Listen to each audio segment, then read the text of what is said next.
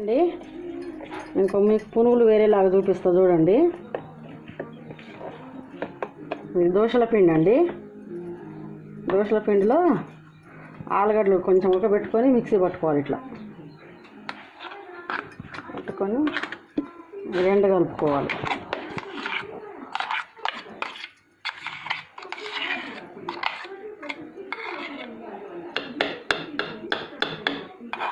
రెండు మిక్స్ చేసుకోవాలి.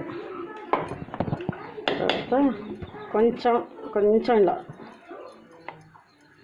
సోడా ఉప్పు కొంచెం వేసుకునే వాళ్ళు వేసుకోవచ్చు, లేకపోతే వేసుకోవచ్చు. కొంచెం జీలకర్ర వేసిన, లైట్గా కొద్దిగా కరివేపాకు వేసిన, అది మిక్స్ చేసుకోవాలి.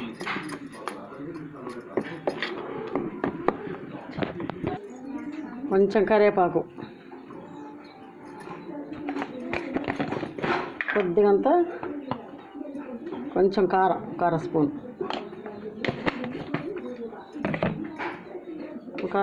ఉప్పు సరిపోయేంత. ఇవన్నీ కలుపుకొని ఇట్లా మొత్తం మిక్స్ చేసుకోవాలి.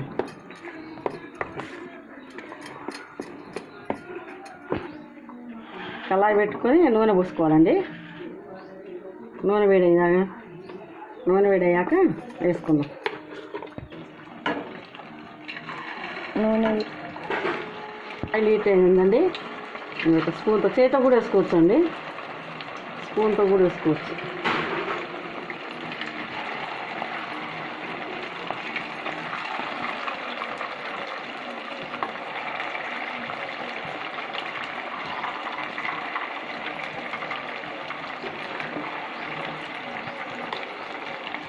బాగుంటాయండి చూడండి ఆలుగడ్డ పునుగులు. మా సీతుకి ఇట్లా వేస్తే మంచిగా తింటుందండి. నేను చేస్తానా నీకు కూడా చూపిద్దామని చూసి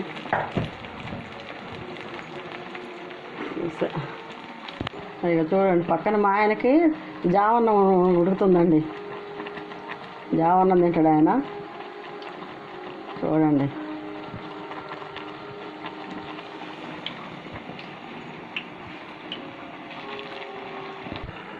వేడి పునుగులు ఇట్లా చేసుకుంటే భలే ఉంటుందండి.